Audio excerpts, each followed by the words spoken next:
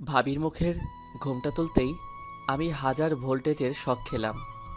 2 পা পিছিয়ে দাঁড়ালাম আমি, কারণ ভাইয়ার বউ আর কেউ না, আমার গার্লফ্রেন্ড।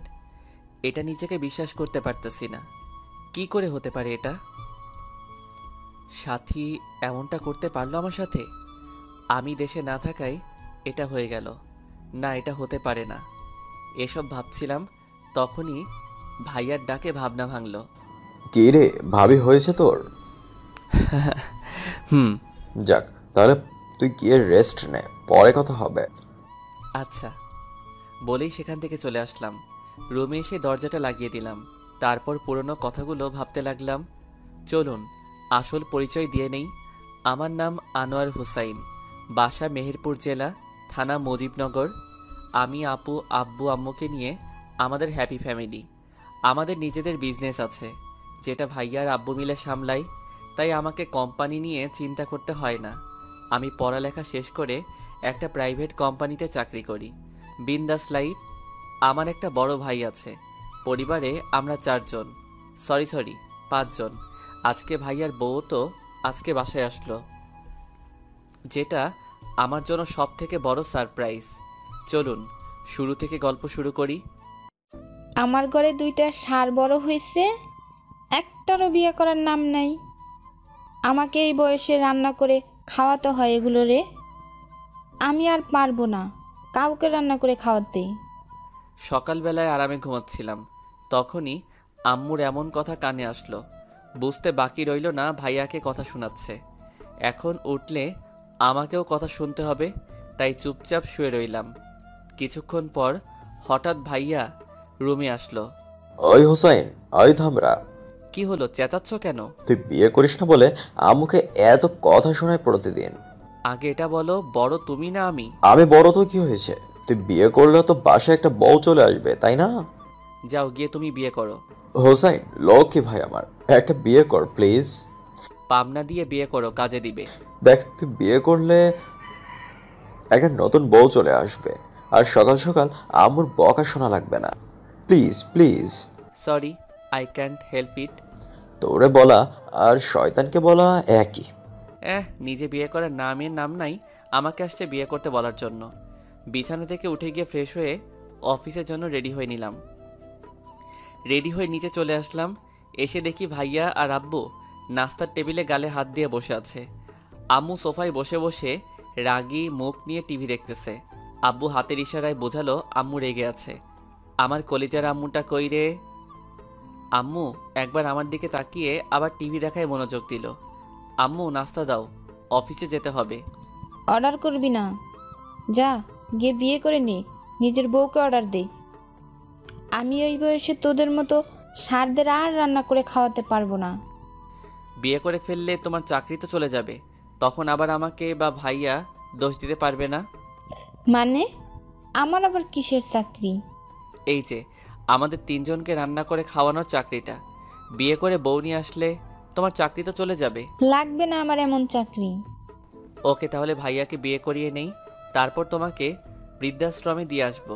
কারণ ভাইয়া বিয়ে করে ফেললে তোমাকে দিয়ে আর কি কাজ বলো? কি বললি তুই? হুম, যদি আব্বু তোমাকে রাখতে চায় তাহলে থাকতে পারো, না হলে তোমার আর কি কাজ আছে বলো? আব্বু তুমি কি বলো? এই বয়সে বউ দিয়ে কি করব? তবে তোদের বিয়ের পর যদি আমার বৌমাদের রান্নার যদি কোনো হেল্পার লাগে, তাহলে তোর মাকে চাকরিটা দিয়ে দিস। ওকে, তখন ভেবে দেখবো। আম্মু তুমি কোনটা বলো? বিয়ে করে নে তারপর বলবি। ওকে, তাহলে আমি এখন যাই বলেই বেরিয়ে আসতে লাগলাম। হোসাইন রাখো, আমিও আসতেছি। আমাকে ঘূর্ণিঝড়ের হাতে ফেলে চলে যাচ্ছিস তোরা? রাখ, আমিও আসতেছি। জানি এখন বাসায় থাকলে ঝাঁটার পিঠা খেতে হবে, তাই ঝড় আসার আগে চলে আসলাম। সোজা চলে গেলাম অফিসে, গিয়ে কাজ করতে লাগলাম।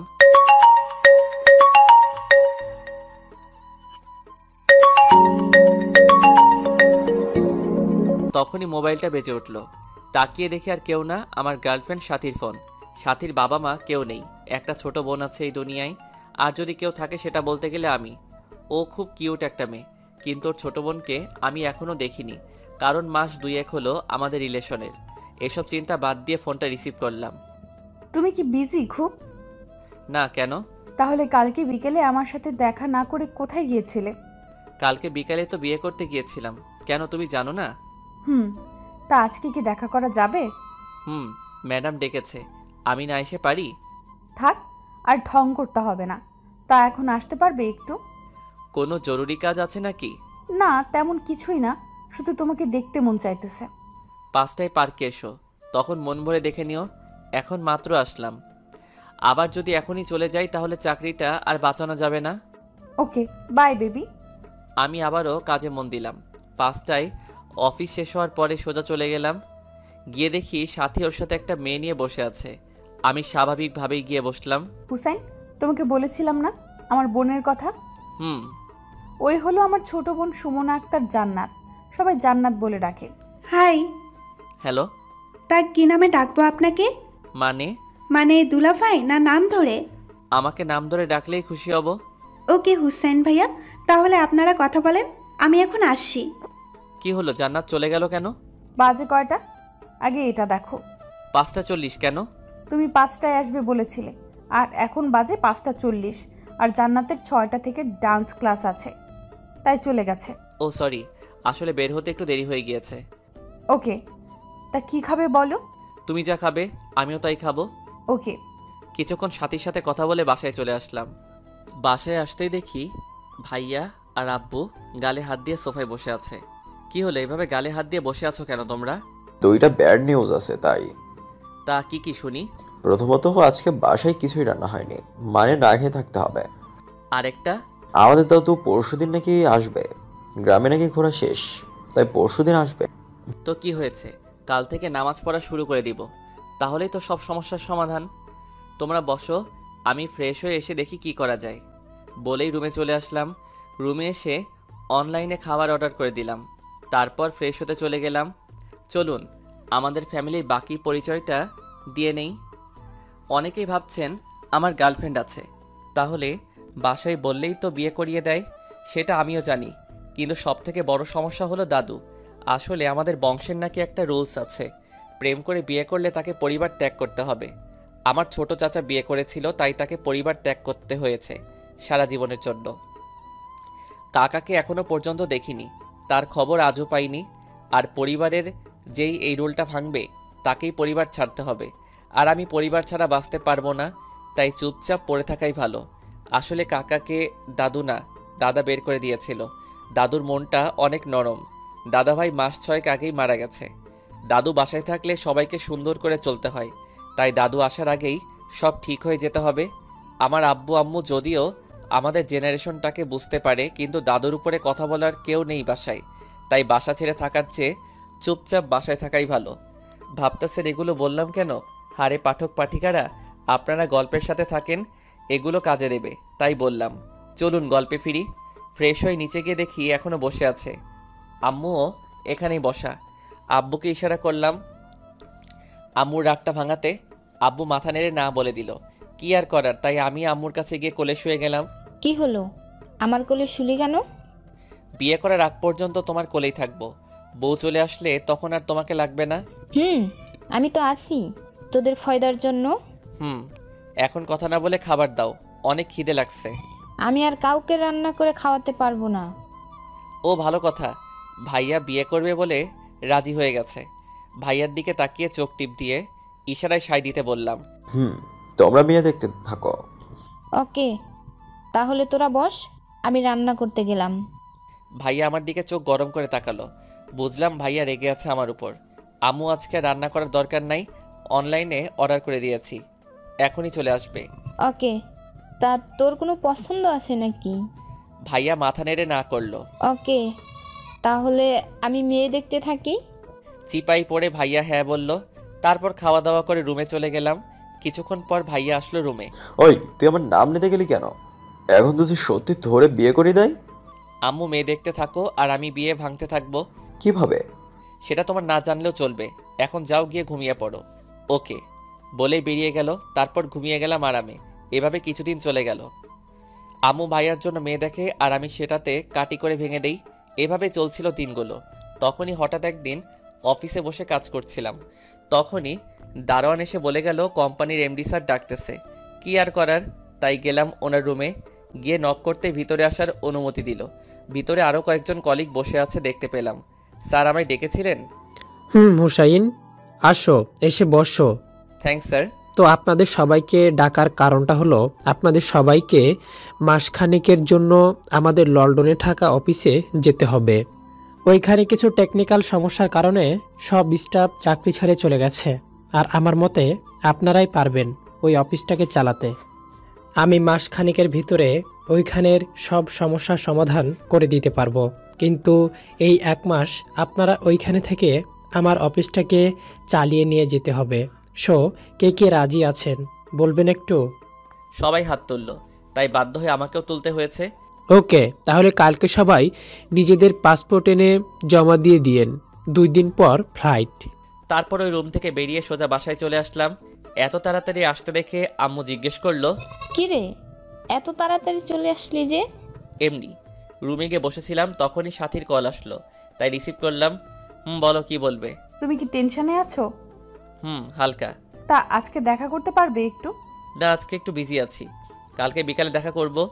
ওকে, বাই বেবি। রাতে সবাইকে বিদেশে যাওয়ার কথা বললে সবাই রাজি হয়ে গেল, তাই আমিও কিছুদিন ঘুরে আসার সিদ্ধান্ত নিয়ে নিলাম। পরের দিন অফিসে যাওয়ার পর সব কিছু ঠিকঠাক করে দিল। বিকালে সব কিছু নিয়ে পার্কে গেলাম। গিয়ে দেখি সাথী বসে আছে, তাই আমিও গিয়ে পাশে বসে গেলাম। কি হলো, এত চিন্তিত দেখাচ্ছে কেন? সাথী হাতে পেপারগুলো ধরিয়ে দিলাম। সাথী সেগুলো খুলে দেখতে লাগলো। এগুলো দেখে সাথী হঠাৎ হেসে ওঠে। কি হলো, এভাবে হাসছো কেন? এটাতে মন খারাপের কি আছে? যাও গিয়ে ঘুরে আসো, আর আমাকে মনে রেখো, তাহলেই হবে। তোমাকে মনে না রাখলে কাকে রাখবো বলো? সেটা দেখা যাবে। এখন কি করবে বলো? তুমি বলো কি করব? চলো আজকে একটু ঘোরাফেরা করি, কারণ থেকে 1 মাস তো আর পাবো না তোমাকে। ওকে চলো। সাথীকে নিয়ে ডিনার করে ওর থেকে বিদায় নিয়ে চলে আসলাম। প্রতিদিনের মতো ওই দিনও ভাইয়ার সাথে কিছুক্ষণ কথা বলে ঘুমিয়ে গেলাম। ঘুম থেকে উঠে দেখি রেডি হওয়ার টাইম হয়ে গেছে, তাই ফ্রেশ হয়ে নিচে চলে আসলাম। সবার থেকে বিদায় নিয়ে চলে আসলাম এয়ারপোর্টে। এসে দেখি সাথী দাঁড়িয়ে আছে। কি হলো, তুমি এখানে কেন? তোমাকে দেখার জন্য আসলাম। সাথীর চোখের কোণে পানি টলমল করতেছে, ভালোভাবে কথা বলতে পারতেছে না। আরে বোকা, আমি চলে আসবো তো বললাম, কাদার কি আছে? কই, কাঁদে না তো। আচ্ছা এখন আসি, চেকিংয়ের টাইম হয়ে গেছে। ভালো থেকো আর নিজের খেয়াল রেখো। ওকে। তারপর চলে গেলাম এয়ারপোর্টের ভিতরে। রওনা দিলাম এক অচেনা জায়গায়। এখানে এসে আবার সেই কাজে বিজি হয়ে গেলাম। সারাদিন শেষে বাসায় আর সাথীর সাথে কথা বলিনি। এভাবে কেটে গেল 25 দিন। রাতে মোবাইল টিপতেছিলাম, তখনই ভাইয়া কল দিল, তাই রিসিভ করলাম। একটা গুড নিউজ আছে। কি গুড নিউজ? একটা মেয়েকে আজ পছন্দ হয়ে গিয়েছে। তাই নাকি? কে মেয়েটা? তুই আয়, তারপর বলবো। ওকে। তারপর ভাইয়াকে নিয়ে মজা করতে লাগলাম। হঠাৎ ভাইয়া আম্মুর সাথে কথা বলতে বলল। কি আর করার, তাই দিতে বললাম। আম্মু বলো কি বলবে? তুই আসবি কবে? 15 তারিখে। কেন? মানে আর 2 দিন পর কেন? তাহলে 17 তারিখে তোর ভাইয়ের বিয়ের তারিখ রেখে দেই। কোনটা বলিস? কি এত তাড়াতাড়ি? 100টা মেয়ে দেখার পর একটা মেয়ে পছন্দ হয়েছে, এটাতেও যদি লেট করি তাহলে দেখা যাবে এটাও ভেঙে গেছে। আমি তো কালকেই বিয়ে পড়িয়ে দিতাম, শুধু তুই নেই বলেই করাইনি। তুই 15 তারিখে আসলে 17 তারিখে বিয়ে, এটাই ফাইনাল। ওইদিকে আমি 2 দিন পার হওয়ার অপেক্ষা করতেছিলাম, আর এদিকে বাড়িতে ঝড়ের বেগে বিয়ের প্রস্তুতি নিচ্ছে। যাক, আজকে লাস্ট অফিস, কালকেই ফিরে যাব দেশে। ভাবতে কেমন লাগতেছিল। এসব ভাবছিলাম আর কফি নিয়ে অফিসের জানালা দিয়ে বাহিরে তাকিয়ে বৃষ্টির মজা নিচ্ছিলাম। বাহিরে প্রচুর বৃষ্টি, বাংলাদেশের কাল বৈশাখী ঝড়ের মতো। এমন সময় অফিসের ইনচার্জ সবাইকে মিটিং রুমে ডাকলো। মিটিংয়ে জানতে পারলাম আকাশের পরিস্থিতি খারাপ, তাই 17 তারিখ সকাল পর্যন্ত সব ফ্লাইট নাকি বন্ধ করে দেওয়া হয়েছে। 17 তারিখের বিকেল 5টার ফ্লাইটে দেশে ফিরতে হবে আমাদের সবাইকে। কথাটা শুনে মাথাটা চক্কর কেটে উঠল। বড় ভাইয়ার বিয়েতে থাকতে পারবো না, মনটা খারাপ হয়ে গেল। এখন ভাইয়াকে কি বলে বুঝ দিব? এসব ভাবতে ভাবতে বাসায় চলে আসলাম। ফ্রেশ হয়ে টিভি দেখতেছিলাম, তখনই আম্মু কল দিল।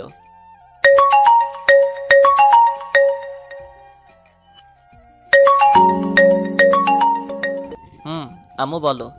তোর ফ্ল্যাট কালকে ল্যান্ড করবে কয়টায়? এখানে আকাশের অবস্থা ভালো না, তাই আবহাওয়া অফিস থেকে 17 তারিখ সকাল পর্যন্ত সব ফ্লাইট বন্ধের ঘোষণা করে দিয়েছে। কি? তাহলে এখন কি হবে?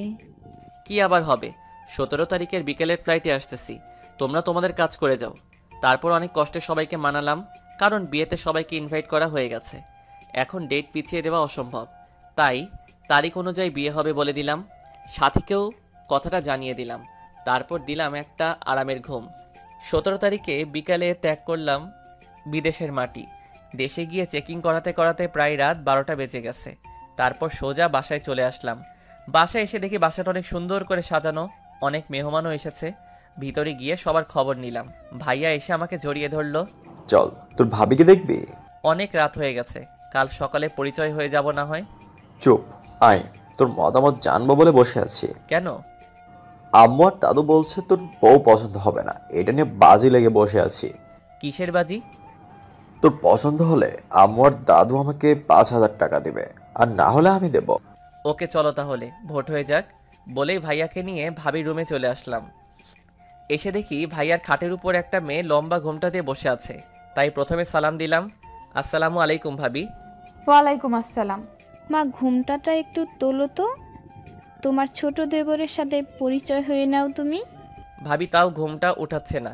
কিছুটা অবাক হলাম ভাবির এভাবে বসে থাকার কারণে। অবশেষে দাদি গিয়ে আস্তে করে ভাবির মুখের কাপড়টা তুলে দিল। ভাবির মুখের ঘুমটা তুলতে আমি 1000 ভোল্টেজের শক খেলাম। 2 পা পিছিয়ে দাঁড়ালাম আমি, কারণ ভাইয়ার বউ আর কেউ না, আমার গার্লফ্রেন্ড। এটা নিজেকে বিশ্বাস করতে পারতেছি না। কি করে হতে পারে এটা? সাথী এমনটা করতে পারলো আমার সাথে? আমি দেশে না থাকা এটা হয়ে গেল? না, এটা হতে পারে না। এসব ভাবছিলাম, তখনই ভাইয়ার ডাকে ঘর থেকে বেরিয়ে আসলাম। কিরে, ভাবি পছন্দ হয়েছে তোর? হুম। যাক, তাহলে গিয়ে রেস্ট নে, পরে কথা হবে। আচ্ছা। রুমে এসে দরজাটা লাগিয়ে দিলাম। তারপর পুরনো কথাগুলো ভাবতে লাগলাম। তখনই কেউ রুমের দরজায় নক করলো। পিছনে ফিরে দেখি ভাইয়া। কি হলো, তুমি এত রাতে? আর বলিস না, ওদের নাকি এখনো বউ দেখা শেষ হচ্ছে না। আমারও ঘুম আসছে না। তুই এতদিন পর আসছিস, তাই ভাবলাম একটু ছাদে গিয়ে গল্প করি। আয় চল, বলে ভাইয়া নিয়ে ছাদে গেলাম। ছাদে দাঁড়িয়ে দাঁড়িয়ে আমি সাথীর কথা ভাবছিলাম, তখনই ভাইয়া বলে উঠলো, আচ্ছা, এবার তো তোর বিয়ের পালা, তা বিয়েটা কবে করবি? করব, মনের মতো মেয়ে পেয়ে গেলে। তাই নাকি? তা তুমি এই মেয়েকে পেলি কোথায়? তোকে একটা কথা বলবো, সেটা আবার যেন তুই দাদুকে শুনিস না। বলবো না, বল।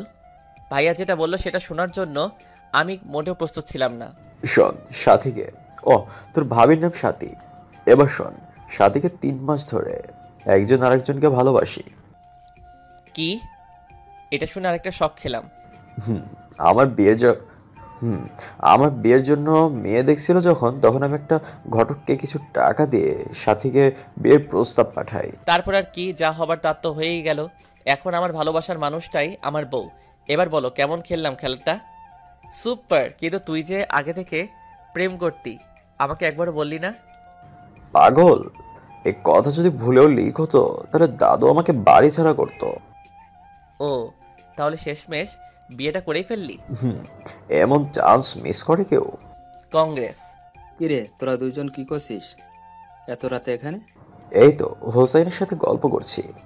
বৌমা রুমে একা একা, যা নিচে যা। আর হুসাইন, তোকে খাওয়ার জন্য তোর আম্মু ডাকতেছে। ভাইয়া যাও, নিচে যাও। আচ্ছা। তুই খেতে যাবি না? তুমি যাও, আমি একটু পরে আসতেছি। বাতাসটা ভালোই লাগতেছে। ওকে। এতক্ষণ চোখের পানিগুলো আটকে রেখেছিলাম, কিন্তু এখন আর পারিনি। পুরনো সব কথা মনে পড়তে লাগলো, আর চোখের পানি পড়তে লাগলো। তখনই ভাইয়ার বলার কথাটা মনে পড়ে গেল। ওদের মাঝে 3 মাস ধরে রিলেশন। কি করে হতে পারে? তাহলে আমার সাথেও 3 মাস ধরে রিলেশন কি করে হতে পারে এটা? না, কিছুতেই ভাবতে পারতেছি না। সব কথার ক্লিয়ার হবে জান্নাতকে পেলে। তাই ফেসবুকে ঢুকে জান্নাতকে খুঁজে বের করলাম। জান্নাত শুধু ফেসবুকেই অ্যাড আছে, এমনিতে নাম্বার নেই আমার কাছে। তারপর অ্যাক্টিভ পে কল দিলাম। রিং হওয়ার কিছুক্ষণ পরে জান্নাত ফোন ধরলো। কি খবর জান্নাত, কেমন আছো? এই তো ভালো ভাইয়া, আপনি কেমন আছেন? এই তো ভালো। তা তোমার আপু কই? আপুর তো বিয়ে হয়ে গেছে, আপনি জানেন না? জানি। তা তুমি কোথায় এখন? দুলাভাইদের বাড়িতে। আমার সাথে একটু দেখা করতে পারবে? কখন? কালকে ভোর সকাল 5টায়।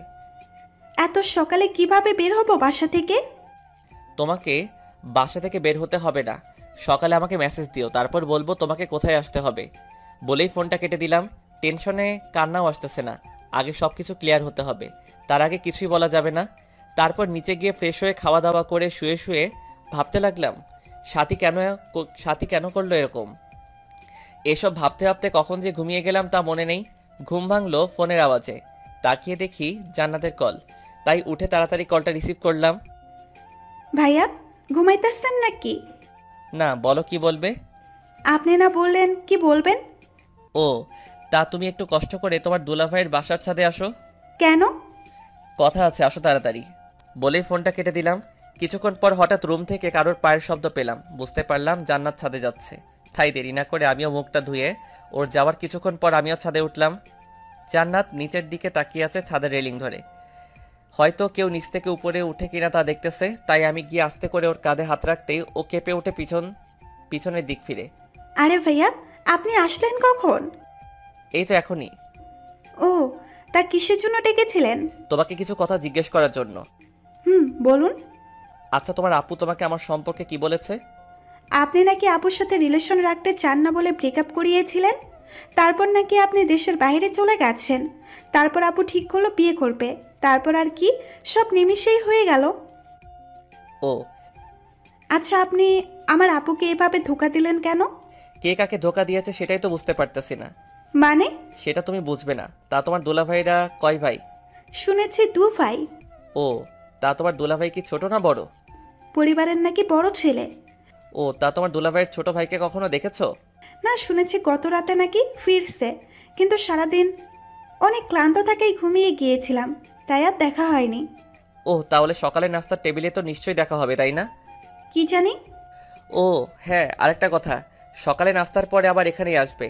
আর নাস্তার টেবিলে যা দেখবে তা চুপচাপ শুধু হজম করবে। কি বলেছি বুঝেছো? মানে? মানে নাস্তার টেবিলে কি হয় তা শুধু দেখবে আর নাস্তা করার পর এখানে আসবে, বুঝেছো? এখন যাও। আচ্ছা। আমি নিজেই বুঝতেছি না কি হচ্ছে আমার সাথে, মাথাটা ঘুরতেছে আমার। রুমে গিয়ে ফ্রেশ হয়ে নিলাম, তারপর বসে বসে আবার ভাবতে লাগলাম কি হচ্ছে আমার সাথে, বা কেনই হচ্ছে আমার সাথে। সাথী কি আমার উপর প্রতিশোধ নিতে চাইতেছে নাকি অন্য কিছু? সাথী কি জানতো না যে আমার ভাইয়া ওর স্বামী? না, এটা হতে পারে না, কারণ আমি আমাদের বাসার সবার ছবি ওকে দেখিয়েছি। তাহলে ও এমনটা করলো কেন? সাথী ভাইয়ার সাথেও 3 মাস ধরে রিলেশন চালাচ্ছে, আবার আমার সাথেও, এটা হয় কি করে? এসব চিন্তা করতে করতে কখন সে নাস্তার সময় হয়ে গেল তা নিজেও জানি না। হঠাৎ আম্মুর ডাকে ঘোর কাটলো আমার। তাকিয়ে দেখে আম্মু দরজার সামনে দাঁড়িয়ে। কিরে, তুই এভাবে মন মরা হয়ে বসে বসে কি ভাবছিস?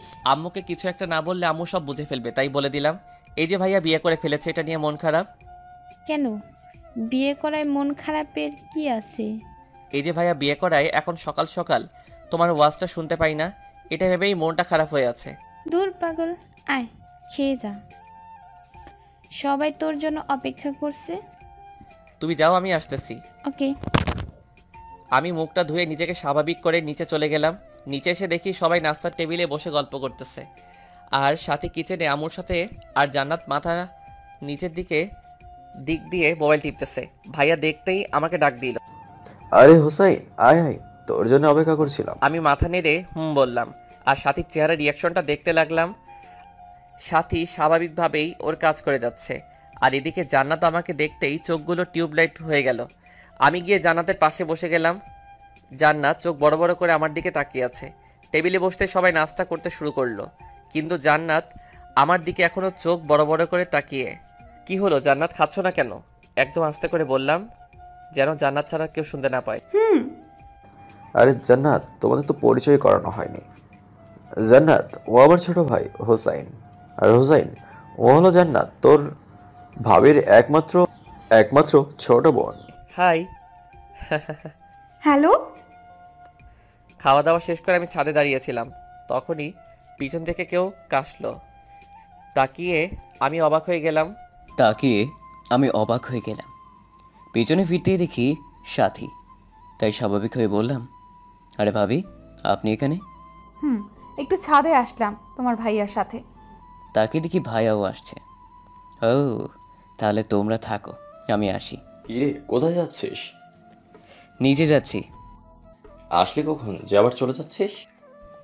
হারছিলাম, কিন্তু তোমাদের রোমান্সের সময় বাধা দিয়ে লাভ নেই। ধর বোকা, আয়। থাক, আর পাম দিতে হবে না। এনজয় বস। ভাইয়াকে কিছু বুঝতে দিলাম না, কারণ এসবে ভাইয়াকে জড়িয়ে লাভ নেই। যা হবে তা আমি নিজেই দেখে নিব। এসব ভাবতে ভাবতে রুমে চলে আসলাম। এসে রুমে ঢুকে দাঁড়িয়ে ভাবতে লাগলাম সব কিছু। হঠাৎ কারো পায়েলের আওয়াজ পেলাম। তাকে দেখে জান্নাত ছাদের দিকে যাচ্ছে, তাই ডাক দিলাম, জান্নাত কোথায় যাও? আপনি না বললেন সাথে যেতে, তাই সাথে যাচ্ছি। ছাদে যাওয়ার দরকার নেই, এদিকে আসো। এটা কি আপনার রুম? হুম। রুমটা নজর বুলিয়ে দেখতে লাগলো। আচ্ছা কি হচ্ছে এসব? আমি তো কিছুই বুঝতেছি না। আমি নিজেই বুঝতেছি না তোমাকে কি বলবো। আপনি আপুকে ছেড়ে দিয়েছেন, তারপর আপু আপনার ভাইয়াকে বিয়ে করে ফেলেছে। কি হচ্ছে এসব? তুমি কিছু জানো এরকমটা করার কারণটা কি? না ভাইয়া, আমি তো এইসবের কিছুই জানি না। তবে আপু যে কোনো কিছু করতে চাইতেছে এটা আন্দাজ করতে পারতেছি। কিন্তু কেন করবে এসব? আপনি আপুকে ধোঁকা দিয়েছেন, তাই এসব আপনার উপর প্রতিশোধ নিতে চাচ্ছে না তো? কে ধোকা দিয়েছে তোমার আপুকে? আপনি? আরে আমি জান্নাতকে সত্যটা বলতে গিয়েও বললাম না। যা করার আমাকেই করতে হবে। আচ্ছা তুমি এখন যাও, আর তোমাকে আপুকে এগুলো বলো না, কেমন? ওকে। না, আমাকে সাথে সাথে কথা বলতেই হবে। আর ও এতটা স্বাভাবিক হয়ে চলে কিভাবে, এসব ভাবতে হতেই মাথাটা ব্যথা করতে লাগলো। তাই আম্মুকে ডাক দিলাম। কি রে, এভাবে ডাকতেছিস কেন? মাথাটা ব্যথা করছে, একটু টিপে দাও না। কাল রাত জার্নি করে এসেছিস, তাই এরকম হচ্ছে। একটু ঘুমিয়ে নে, সব ঠিক হয়ে যাবে। ঘুম আসছে না। তাহলে মেডিসিন খেয়ে নে। টেনশনে ঘুম আসবে না, তাই মেডিসিন খেয়ে নেওয়াই ভালো, পরে সব কিছু দেখা যাবে। ওকে যাও তুমি। আম্মু চলে গেল। আমি একটা ঘুমের ট্যাবলেট খেয়ে শুয়ে গেলাম। কিছুক্ষণ পর হারিয়ে গেলাম ঘুমের রাজ্যে। ঘুম ভাঙে তাকিয়ে দেখি ভাইয়ার সাথী চেয়ারে বসে আছে। আমাকে চোখ খুলতে দেখে ভাইয়া বলে উঠল, এখন কি অবস্থা তোর? ভালোই, আমার আবার কি হবে? এখন বাজে কয়টা তাকিয়ে দেখেছিস? দেখি সন্ধ্যা 7টা বেজে গেছে, তাই ফট করে উঠে বসলাম। যা ফ্রেশ হয়ে খেয়ে নে কয়েকটা, আমাকে এখন বাইরে যেতে হবে। কেন এখন বাইরে কেন যাবে? একটু কাজ আছে, তুই গিয়ে ফ্রেশ হয়ে নিচে চলে আয়। হুম। আর সাথী তুমি গিয়ে ওর জন্য খাবার রেডি করো। আমি উঠে চলে গেলাম ফ্রেশ হতে। ফ্রেশ হয়ে এসে নিচে চলে গেলাম।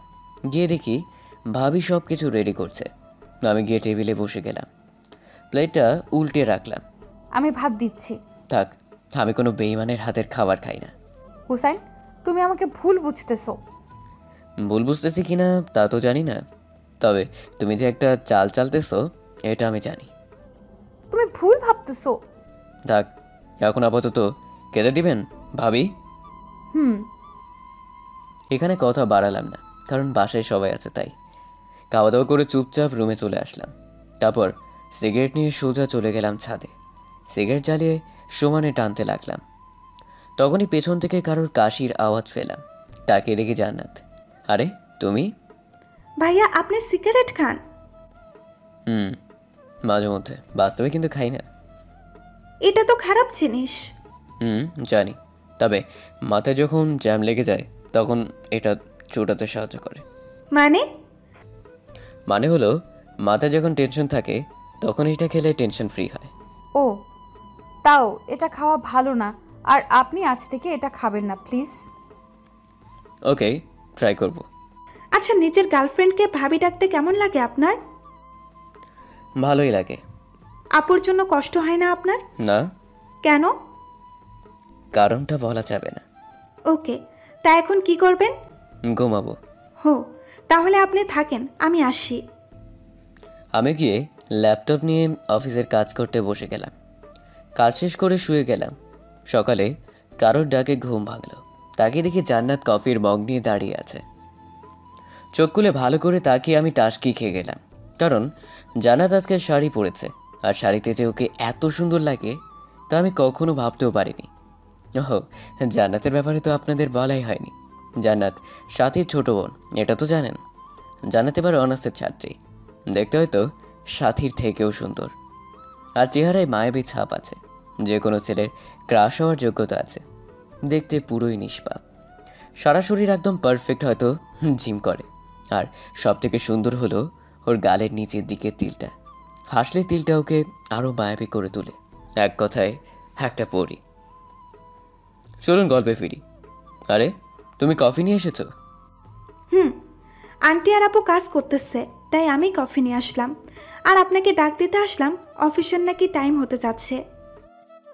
ও হ্যাঁ, আর আজকে শাড়ি পরেছো, কাহিনী কি? আর বইলেন না, আমি নিচের কাপড়ের ব্যাগ বাসায় ফেলে এসেছি, তাই কি আর করব, আপুর একটা শাড়ি পরেছি। ও, ওকে, আমি আসি। আমি রেডি হয়ে অফিসে চলে গেলাম। অফিসে কাজ করছিলাম, তখনই ফোন আসলো। তাকে দেখি আব্বু। কী হলো আব্বু, ফোন দিয়েছো কেন?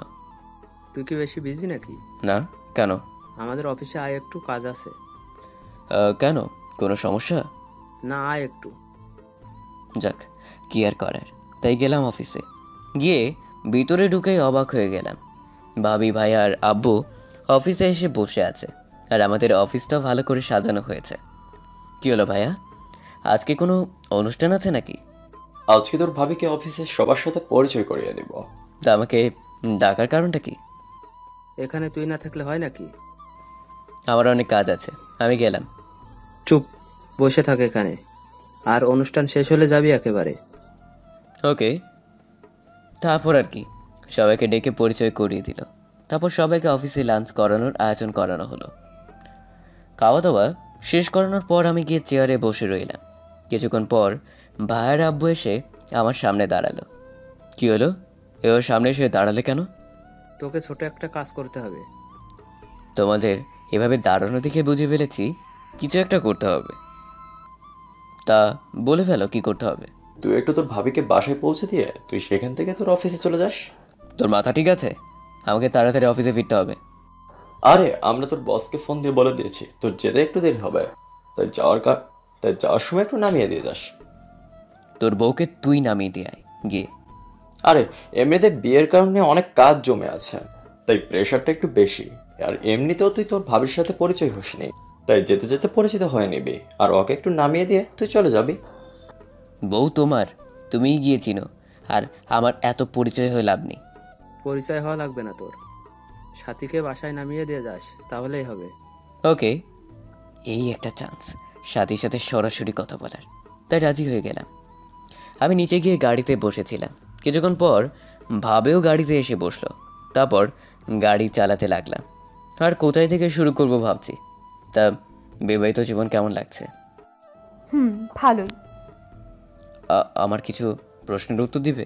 বলো, কি জানতে চাও? গাড়িটা একটা সাইড করে রাখলাম। আচ্ছা, তুমি এই বিয়েটা কেন করলে, তাও আবার আমার ভাইয়াকে? হুসেন, আমি জানতাম না যে ও তোমার ভাই। কেন, আমি তোমাকে আমার ফ্যামিলি ফটো দেখাইনি? আর তুমি তো আমার ভাইয়াকে আগেও দেখেছো। আমরা যে ব্যাচেলার পার্টিটা দিয়েছিলাম, তখন সবার সাথেই তো ভাইয়ের পরিচয় করিয়ে দিয়েছিলাম। আর ওখানে তো তুমিও ছিলে, তাই না? কিন্তু তখনকার কথা তো মনে ছিল না, আর বিয়েটা হঠাৎ করে হয়ে যাওয়ায় এত কিছু ভাবার সময় পাই নাই। বিয়েটা তাড়াতাড়ি হয়ে গেছে? কয়েকদিনে কি হয়ে গেল আমি কিছুই বুঝতে পারিনি। ও, তা তুমি আমাকে তো বলতে পারতে। এমনকি বিয়ের আগের দিন রাতেও আমি তোমার সাথে কথা বলেছি, তাই না? আমি তোমাকে কিভাবে বলবো এটা নিয়ে অনেক টেনশনে ছিলাম। ও, তুমি আমাকে কথাটা বলতে পারছিলে না, বা কি কথাটাই না শোনালে? দেখো, আমি না চাইতেও সব কিছু হয়ে গেছে। আমি কিছুই জানতাম না, বিশ্বাস করো। বিশ্বাস? তাও তোমাকে? অসম্ভব। হুসেন, আমি চেয়েছিলাম তোমাকে, কিন্তু আমি পারিনি। সাথী প্লিজ, এসব মিথ্যা কথা বলা বন্ধ করো। আমি মিথ্যা বলতেছি এটা তোমার কেন মনে হলো? কারণ আমি সবই জানি সাথী, সো আমাকে মিথ্যা বলে লাভ নেই। মানে? আচ্ছা, আমাকে কিছু প্রশ্নের উত্তর দিবে সাথী প্লিজ? বলো। আচ্ছা, তুমি ভাইয়াকে বিয়েটা করতে না করলে না কেন? বললে না কেন তুমি অন্য কাউকে ভালোবাসো? আমি বলতে চেয়েছিলাম, কিন্তু পারিনি তখন। বিশ্বাস করো আমাকে হুসাইন। বলতে পারোনি কেন সেটাই তো জানতে চাইছি। আমি নিজেও জানি না তখন কেন যে বলতে পারিনি। দেখো সাথী, অনেক মিথ্যে বলেছো, আর বলো না প্লিজ। এখন তো সত্যিটা বলো প্লিজ। কিসের সত্যি বলবো? তুমি কেন করেছো এসব, আর আমাদের ভাইদের সাথেই কেন করছো? আমি আবার কি করলাম? হায় রে, ভোলা চেহারা জানো না কি করেছো? না, আমাকে বলে দিতে হবে। বলো, আমি শুনি। আচ্ছা, তোমাদের বিয়ের দিন রাতে আমি ভাইয়ের সাথে কথা বলেছিলাম, তখন ভাই আমাকে বলেছিল তোমাদের নাকি লাভ ম্যারেজ। সাথী মাথাটা নামিয়ে ফেললো, কি যেন ভাবতে লাগলো। তুমি ভাইয়ের সাথেও রিলেশন করেছো, আবার আমার সাথেও। প্লিজ একটু বলবে কেন এসব করেছো? কি দোষ ছিল আমার যেভাবে ঠকালে? আর কি মজা পেলে এটা করে? কেন খেলেছিলে আমার মনটা নিয়ে? তুমি একবার বললেও না বিয়েটা করে ফেললে। তা আবার আমার ভাইকেই কি এমন কারণ যার জন্য তুমি এমনটা করছো? কেন করছো এসব? কি লাভ হবে তোমার বলবে একটু? লাভ নেই এখানে, তবে আমার মনের জ্বালাটা মিটবে। মানে? তোকে তো আমি বোকা মনে করেছিলাম, কিন্তু তুই তো দেখি মহা চালাক। আমার সব কিছু 2 দিনেই বের করে ফেলেছিস। আমি চেয়েছিলাম কেউ জানার আগে তোদেরকে ফকির বানিয়ে ছেড়ে দেব, কিন্তু আফসোস তুই জেনে গেলি। মানে কি সাথী? আর তুমি আমাকে তুই বা তোকারি করছো কেন? আর কে তুমি? আমাদের ফকির বানাতে চাইছো? ও সরি, আমি আগে আমার পরিচয়টা দিয়ে নেই। আমি সাথী সরকার, পিতা ফারহান সরকার। আর আমি এতিম না, আমার বাবা মা আছে। মানে তুমি আমার ছোট চাচার মেয়ে? আমি তোমার ছোট চাচার মেয়ে। তাহলে তো ভালোই। তা তুমি আমাদের ক্ষতি করতে চাইছো কেন? কারণ তোরা আমাদের অনেক বড় ক্ষতি করছিস, তাই আমি তোদের সবাইকে রাস্তায় আনবো। আমরা তোমাদের কি ক্ষতি করেছি? কি ক্ষতি করনি তাই বলো। ছোট থেকে আমরা দাদা দাদুর আদর পাইনি, আর সব থেকে বড় কথা হলো আমার আব্বু আম্মুকে তোমরা সবাই মিলে অপমান করে বাসা থেকে বের করে দিয়েছো। দেখো, তখন তো আর আমরা ছিলাম না। আর যা করেছে দাদা করেছে, এটা আমাদের কি করার আছে? তোমাদের বংশের নাকি একটা রীতি আছে, প্রেম করলে বাসা থেকে বের করে দেয়। আর আমার বাবা প্রেম করে বিয়ে করেছিল, তাই ওনাকে বাবা মা থাকতেও এতিম হয়ে চলতে হয়েছে। বাবাকে আমি এখনো কাঁদতে দেখি, তাই আমি ঠিক করেছি তোদের পরিবারকে আমি রাস্তায় নামাবো। কেন? তোদের বংশের নাম আমি মাটিতে মিশিয়ে দেব, আর কোনো বাবাকে কাঁদতে দিব না। দেখো, এসবের পিছনে তো আমাদের তো হাত নেই, তাই দাদার শাস্তি তুমি আমাদের দিচ্ছ কেন? তোদের রাস্তায় দেখলেই আমার শান্তি হবে। কিন্তু আমি তো তা করতে দিব না। তুই শুধু চুপচাপ দেখবি, কিন্তু কিছুই বলতে পারবি না। আমি সেই ব্যবস্থাও করব। আমি যদি আজকে বাসার সবাইকে তোমার আসল চেহারাটা ধরিয়ে দিই? পারবি না, কারণ তুই জানিস যে এটা করলে সবাই আমাকে বাসা থেকে বের করে দিবে। আর তোর ভাই আমাকে যেই পরিমাণ ভালোবাসে, সেও চলে আসবে আমার সাথে সব কিছু ভুলে। তাও ঠিক। তা ভাইয়াকে বল দিলে? তাও সে আমাকে ভালোবাসবে, কারণ আমি ওর চোখে ভালোবাসার সাগর দেখি। বাহ, মাস্টার প্ল্যানিং করেই আসছো তুমি। ভাইয়াকে এমনভাবে ফাঁসিয়েছো যে ছাড়ানো সম্ভবই না। তা তুমি যা করছো সেটা কি ঠিক? তোমার দাদা যেটা করেছিল সেটা কি ঠিক? দেখো, ওইটা গিয়ে তুমি ওনাকে জিজ্ঞেস করো। ওই কথাটা নিয়ে তুমি আমাদের হয়রানি করবে কেন? তোমরা তো তারই বংশধর, তাই। না, তোমাকে বুঝাতে পারবো না। বুঝাতে এসো না প্লিজ। ওকে, আমি হুসাইন তো আছি, চিন্তা করো না, আমি দেখছি কি করা যায়। ওকে। তবে সব কিছু করতে এখন অনেক কঠিন হয়ে যাবে, কারণ আমি যে জেনে গেছি তাই। আর তুমি এটা করলে কেন? কোনটা? এই যে আমার সাথেও রিলেশন করলে, আমার ভাইয়ের সাথেও রিলেশন করলে, এটা কারণটা জানতে পারি? আসলে আমি দেখতে চেয়েছিলাম কে বেশি ইমোশনাল প্রেম নিয়ে, কে আমার জন্য নিজেকে কোরবানি দিতে পারে, আর সেটাতে তোমার ভাইয়া সিলেক্ট হয়েছে। ও, তা এত ভালোবাসা পেয়েও সেটার অবমাননা করবে? না, তোমাদের সবার সাথে আমার স্বামীকে টানছো কেন? আরে ও হলো আমার ভালোবাসা, আর তোমাদের সবাইকে রাস্তায় নামানোর প্রধান হাতিয়ার। ও, তাহলে তো অনেক বড় প্ল্যান করে এসেছো তুমি। আফসোস, এখন আর সেটা সফল হবে না, কারণ আমি যে দেওয়াল হয়ে গেলাম। আমি দেওয়াল ভাঙতেও জানি। ওকে, সেটা সময় বলে দিবে। ভাবতেও পারিনি তুই এত কিছু বুঝে ফেলবি। আমিও বুঝিনি তোমরা 2 বোন এতটা খারাপ হতে পারো। মানে তোমরা 2 বোন মিলে এমনটা করতে আসবে সেটা আমি ভাবতেও পারিনি। দেখ, জান্নাত অনেক ভালো মেয়ে, ও এসবের কিছুই জানে না। মানে এই প্ল্যান আমি একাই জানি। জান্নাত তো এটাও জানে না যে তোরা আমাদের আত্মীয়। জান্নাত এসবের কিছুই জানে না। ও, তার মানে তুমি গল্পে একাই সৈনিক, আর আমার ভাইয়া তোমার প্রধান হাতিয়ার। ওকে, তাহলে এই যুদ্ধটায় আমি কাউকে শরিক করব না। এই যুদ্ধে আমি একাই সৈনিক। বাহ, গুড। তবে একটা কথা, আমার পরিবারের কারোর উপর যেন কোনো শারীরিক ক্ষতি না হয়। তুই কি পাগল? আমি কি এখানে মানুষ মারতে এসেছি নাকি?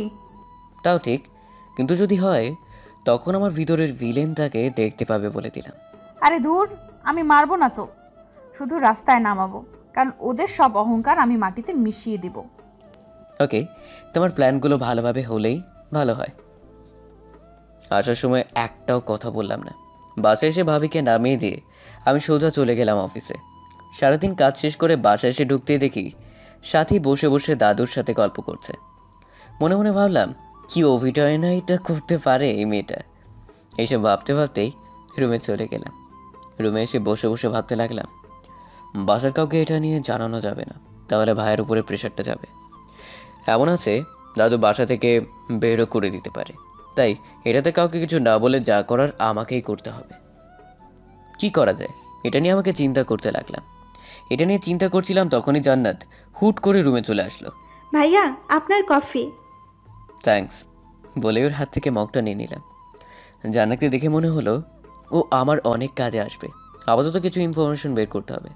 জান্নাত, তোমার কি কোনো কাজ আছে নাকি এখন? না, কেন? তাহলে বসো, একটু গল্প করা যাক। বলেন, কি বলবেন? আমি যে ওই সময় কফি খাই এটা তোমাকে কে বললো? আপু দিয়ে যেতে বললো, তাই দিতে আসলাম। ও, তা তোমাকে তো আজকে পরীদের মতো লাগছে, তা কি তুমি জানো? কি যে বলেন ভাইয়া। শাড়িতে তোমাকে একদম পরীদের মতো লাগছে। কেন জানি এখন তোমাকে দেখতেই মন চাইছে। থাকেন, আমি গেলাম। জান্নাতের মুখ লজ্জায় লাল হয়ে গেল। বলেই চলে যাচ্ছিল, তখনই আমি আবার ডাক দিলাম, জান্নাত একটু শোনো। বলেন। রাতে একটু ছাদে আসতে পারবে? তোমার সাথে কিছু জরুরি কথা আছে। ওকে। একটু মায়াবী সুরে বললাম। যাক, কাজে দিয়েছে। এখন জান্নাতের থেকে কথা বের করতে হবে এইসব ভাবছিলাম, তখন আম্মু এসে খাবারের জন্য ডেকে গেল। খাওয়া দাওয়া করে রুমে এসে একটা সিগারেট টেনে তারপর ছাদে গেলাম। ছাদে কেউ নেই দেখে জান্নাতকে নক করলাম ছাদে আসতে। তারপর দাঁড়িয়ে দাঁড়িয়ে আবার ভেবে নিলাম কি করব। কিছুক্ষণ পর কেউ পিছনে হাত রাখলো, তাকে দেখি জান্নাত। ভাইয়া কি কিছু ভাবতেছেন? না। ও, তা বলেন, কি বলতে ডেকেছিলেন? আসলে তুমি তো আমাদের পরিবারের সবাইকে চিনো, তাই না? কেন? কিন্তু জান্নাত, তুমি তো তোমাদের পরিবারের কথা আমাকে বললেই না। মানে তোমাদের পরিবারে কে কে আছে, কে কি করে, মানে তোমাদের ফ্যামিলি ডিটেলস। ও সরি, আসলে আমরা ইউকেতে থাকি, ওইখানের নাগরিক আমরা। আমাদের পরিবারে আমরা 4 জন। আমি, আব্বু আম্মু আর আপনার ভাবি। আমরা বাংলাদেশে এবার ঘুরতে এসেছিলাম, তখনই আপু ঠিক করে ফেলে সে বাংলাদেশে বিয়ে করবে, আর তারপর বিয়েও করে ফেলে। তোমার আব্বু আম্মু বিয়েতে আসেনি কেন? আসলে ইদানিং ব্যবসায় অনেক সমস্যা হচ্ছে, তাই আপু এখন বাসার কাউকেই জানায়নি যে সে বিয়ে করতেছে। ব্যবসার সব সমস্যা মিটে গেল আপু আম্মুকে জানিয়ে দেবে, আর আপাতত আমাকেও বলতে না করেছে। ও, তা তোমার আব্বুর নাম কি? ফাহাদ সরকার। কেন? না, এমনি। আসলে আমি তো কখনো জানতাম না তোমাদের ব্যাপারে, তাই আজকে একটু জেনে নিলাম আর কি। ও আচ্ছা, তোমাদের কোম্পানির নাম কি? Group of company. ও ভালো। তা তুমি কি ইউকেতেই ফিরে যাবে নাকি? না, আপাতত দেশেই আছি। আব্বু আম্মু আসলে ওনাদের সাথে দেশে ফিরবো। ও, তাহলে তো ভালোই। আচ্ছা, তা আপনি এখন কি করবেন? কি করব মানে? সাথী জান্নাতকে সব বলে দেয়নি তো? মানে এখন কি সিঙ্গেল থাকবেন নাকি মিঙ্গেল হবেন, কোনটা? ও, হাফ ছেড়ে বাঁচলাম। কি করবেন এখন? তোমার মতো একটা মেয়ে পেলে আবার মিঙ্গেল হয়ে যাব। ওকে, খোদা যেন আপনার আশাটা পূরণ করে। তারপর আরও কিছুক্ষণ জান্নাতের সাথে কথা বলে নিচে চলে আসলাম। রুমে এসে ফ্রেশ হয়ে শুয়ে শুয়ে কী করা যায় এটা ভাবতে লাগলাম। অনেক ভেবেচিন্তে একটা উপায় মাথায় আসলো। তারপর মনে মনে হাসতে লাগলাম। সাথী, তুমি যা করতে চাইছো আমি তোমাকে তার 4 গুণ ফিরিয়ে দেব। এইসব ভাবতে ভাবতেই ঘুমিয়ে গেলাম, কারণ কাল সকাল থেকে অনেক কাজ আছে। সকালে আম্মুর ডাকে ঘুম ভাঙলো, তাকে দেখি সকাল 6টা বাজে। কি হলো, এত সকালে ডাকলে কেন? তোর ফোন বাজতেছে। ও দাও বলেই ফোনটা ধরলাম। অফিসের বস ফোন দিয়েছিল, জরুরি অফিসে যেতে হবে। কি সমস্যা নাকি হয়েছে ডিলারদের সাথে। কি আর করার, তাই উঠে ফ্রেশ হয়ে চলে গেলাম অফিসে। সারাদিন অফিসের ঝামেলা শেষ করে বাসায় আসলাম। তারপর বসে বসে গান শুনছিলাম। তখনই মনে পড়লো তৌফিকের কথা। তৌফিক ইউকেতেই থাকে, আরও অনেক বড় একটা কোম্পানির ম্যানেজার। তাই যা করার ওকে দিয়েই করাতে হবে। তাই ফোনটা বের করে ফোন দিলাম ওকে। একবার রিং হওয়ার পর ফোনটা ধরলো। খিরে মামা, কি খবর? ভালো। তোর কি খবর? কি আর অবস্থা, চলতেছে দিন। শোন, তোকে একটা কাজে ফোন দিয়েছিলাম। কি কাজ? তোকে আমার কিছু ইনফরমেশন বের করে দিতে হবে। কিরকম ইনফরমেশন? একজন লোকের সব ইনফরমেশন বের করে দিতে হবে, এমনি কি তার সম্পত্তিগুলো কার কার নামে আছে সেগুলো পর্যন্ত। কি বলিস মামা, এটা তো অনেক বড় বিপজ্জনক কাজ। তুই পারবি কি না সেটা বল। দেখ হুসাইন, এটা বাংলাদেশ না যে ঘুষ দিয়ে বের করে ফেলতে পারবো। এটা ইউকে। যদি কর্তৃপক্ষ জানতে পারে আমি কারো সম্পত্তি লিস্ট দেখছি বা তার ব্যাপারে ইনফরমেশন এসছে, তাহলে আমার জেল হতে পারে। তার মানে তুই পারবি না, তাই তো? দেখ, আমি সেটা বলিনি, তুই লোকের নাম ঠিকানা পাঠা, আমি দেখতেছি আমার সহপাঠীদের সাথে কথা বলে। ওকে, আমি পাঠাচ্ছি, তুই ওদের সাথে কথা বলে আমাকে জানা। ওকে। আমি ইমেইলে ওকে কোম্পানির নাম ঠিকানা সব কিছু দিয়ে দিলাম। গুগল থেকে আরও কিছু ইনফরমেশন নিলাম, এমনকি ফাহাদ কাকুর ছবিটাও পেলাম। সব কিছু ওকে দিয়ে ল্যাপটপ বন্ধ করে খেতে চলে আসলাম। এসে দেখি সবাই বসে গল্প করছে, তাই আমিও গিয়ে বসে গেলাম। সব টেনশন বাদ দিয়ে মজা করতে লাগলাম। হঠাৎ সাথীর দিকে নজর পড়তে দেখি ও কারোর সাথে ফোনে কথা বলছে। হঠাৎ সাথীও আমার দিকে তাকালো। আমি ওর দিকে তাকিয়ে একটা রহস্যময় হাসি দিলাম। ব্যাস, ওর সব কিছু শেষ, মুখটা শুকিয়ে গেল, আর কি যেন ভাবতে লাগলো। তারপর আমি আবার ওদের সাথে মজা করতে লাগলাম। তারপর খাওয়া দাওয়া করে একেবারে রুমে আসলাম। ল্যাপটপটা ওপেন করতে দেখি তৌফিক নক করে রেখেছে। হুসাইন, বের করতে কিছুদিন সময় লাগবে। কীরকম? এই 2 সপ্তাহ খানেক।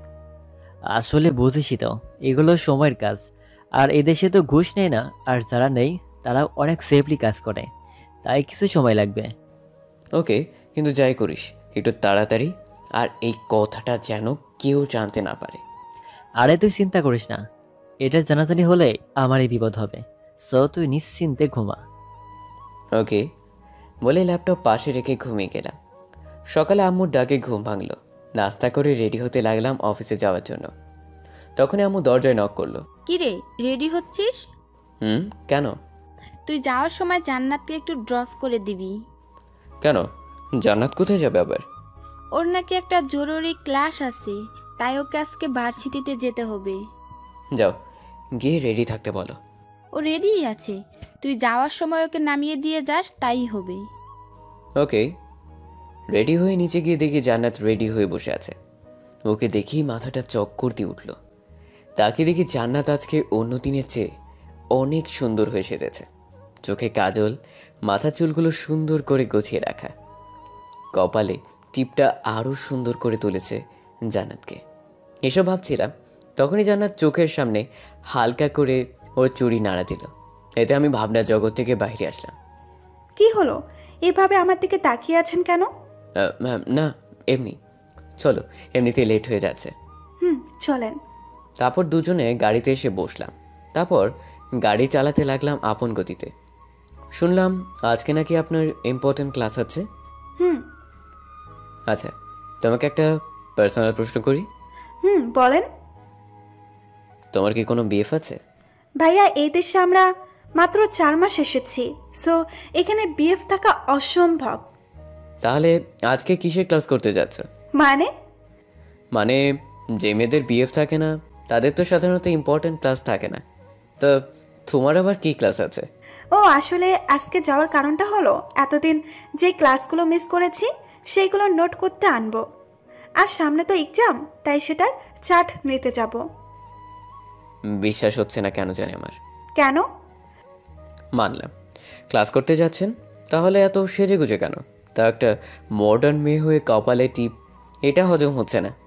আসলে একটা মেয়েকে দেখে ভালো লাগলো, তাই আজকে আপুর টিপটা পেয়ে শখ করে একটা লাগিয়ে নিলাম। ও, তা এটা তো বাসাতেও লাগাতে পারতেন, ভার্সিটিতে পড়ে যাচ্ছেন কেন? এমনি দেখি সবাই কি কমেন্ট করে। ও গুড। তা হঠাৎ করে এমন পরিবর্তন করলে মেনে নিতে কষ্ট হয়, সো এসব করার আগে একবার জানাবেন প্লিজ। ওকে, সামনে গিয়ে ডানা রাখেন। ওকে। আপনি কি এটাতে ভর্তি হয়েছেন? কেন? এটাতে আমি স্টাডি করেছি। তাই নাকি? তাহলে তো আমার আর সমস্যা নাই। মানে এখন থেকে কোনো সমস্যা হলে আপনি তো আছেনই।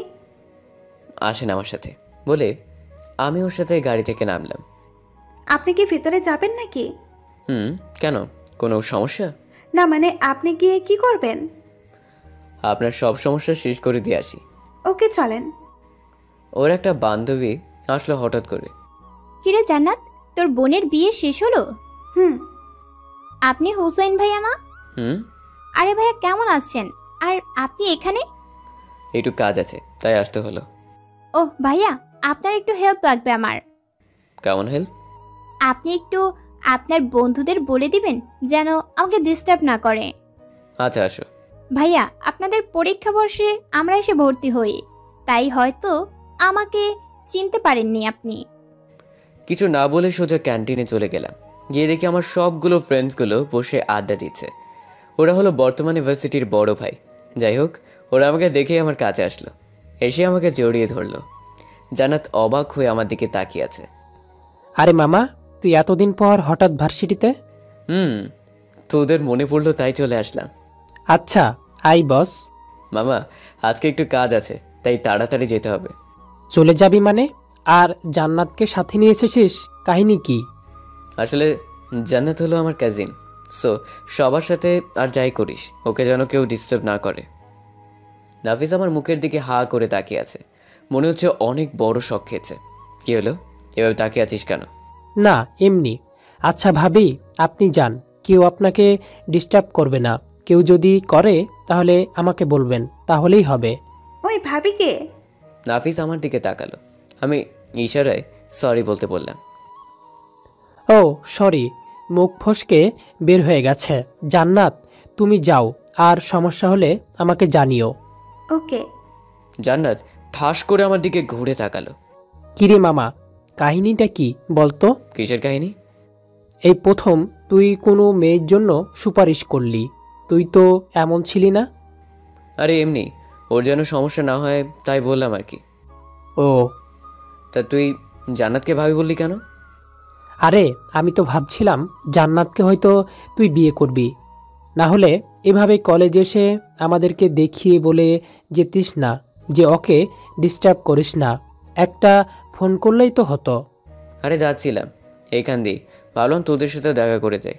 আচ্ছা, জান্নাতকে কি আমাদের ভাবি বানানোর মতলব আছে নাকি? নাফিসের কথাটা ভাবতে লাগলাম। আসলে খারাপ কথা বলেনি নাফিস।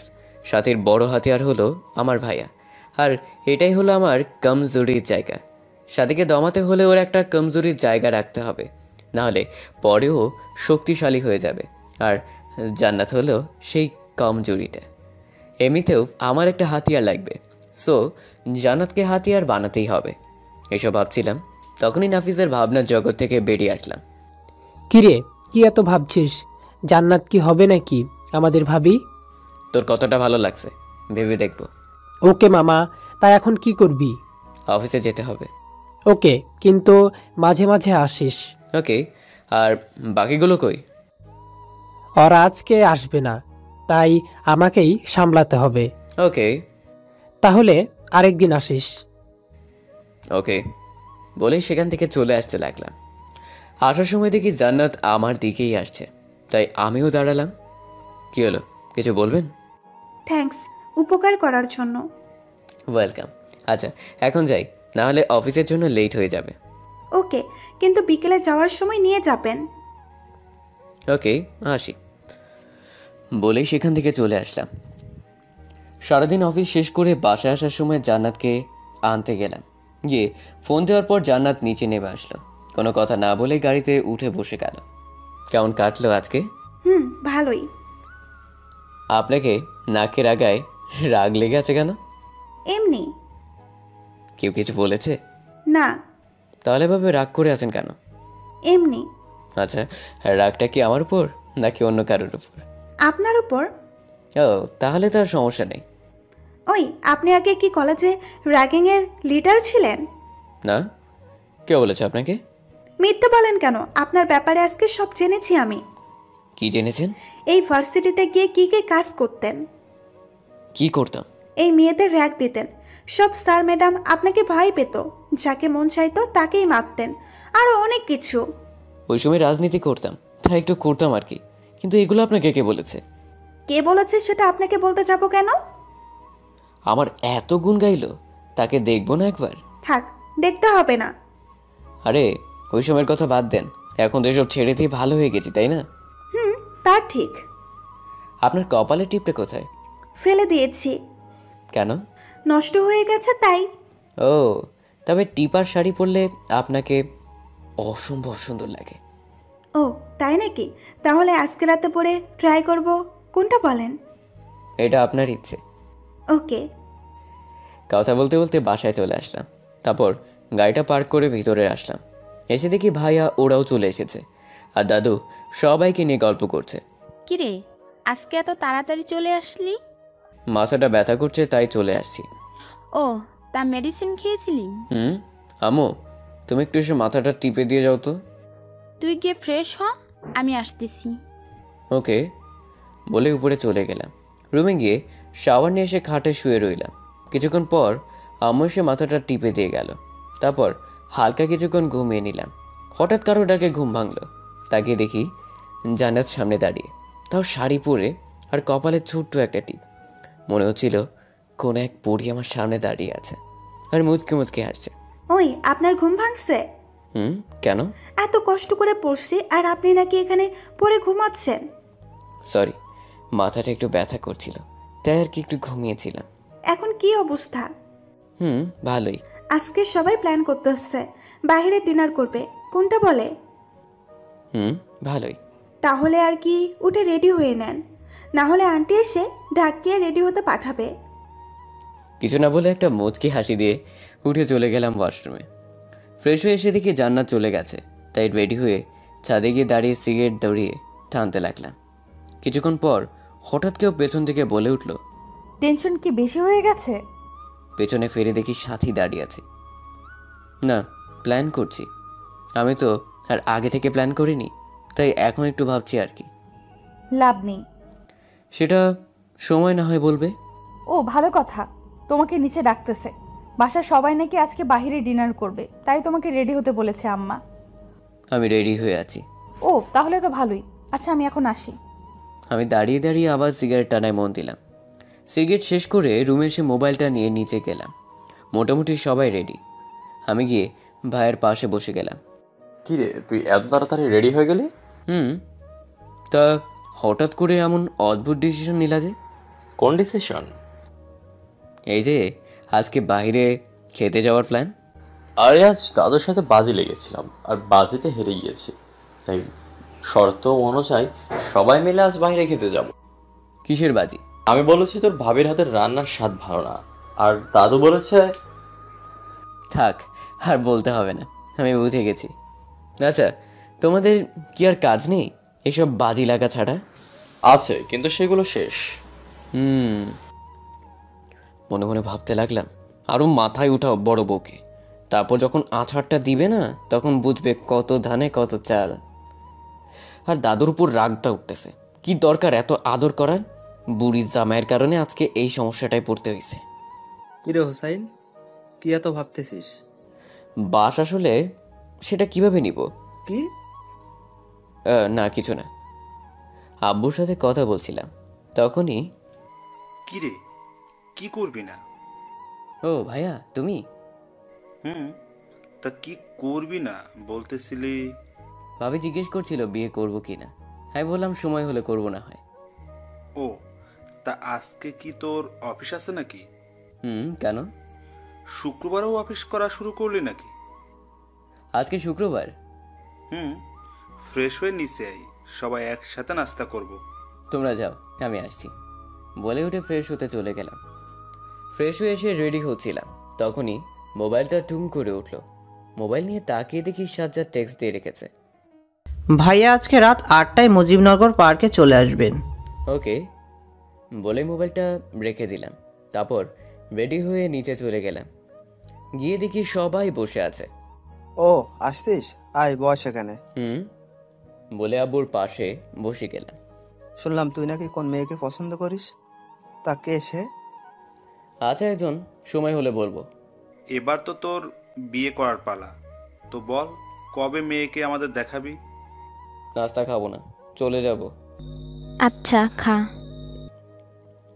তারপর নাস্তা করে উপরে চলে আসলাম। রুমে বসে বসে গান শুনছিলাম, তখনই দরজায় জান্নাত নক করলো। আসতে পারি? থাক, আসার দরকার নাই। জান্নাত একটা হাসি দিয়ে ভিতরে চলে আসলো। তা এই সময় কি মনে করে? আপনি আমাকে ওই দিন মিথ্যে বলেছিলেন কেন? কোন দিন? আপনার নাকি গার্লফ্রেন্ড নেই, তা আজকে সবার সামনে তো ঠিকই বললেন আপনার গার্লফ্রেন্ড আছে। আপনি সত্যি একটু সহজ সরল। জান্নাতের কথা শোনার মুখের অবস্থা দেখে আমি হাসি থামাতে পারলাম না, তাই ওর সামনেই হু হু করে হেসে দিলাম। জান্নাতের মুখটা কিছুক্ষণের মাঝে আগুনের মতো লাল হয়ে গেল আর আমার দিকে অগ্নি চোখে তাকালো। কি হলো, হাসতেছেন কেন? আপনার কথা শুনে।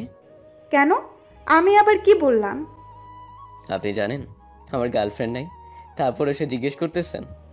নাস্তার টেবিলে যে বলে আসলেন।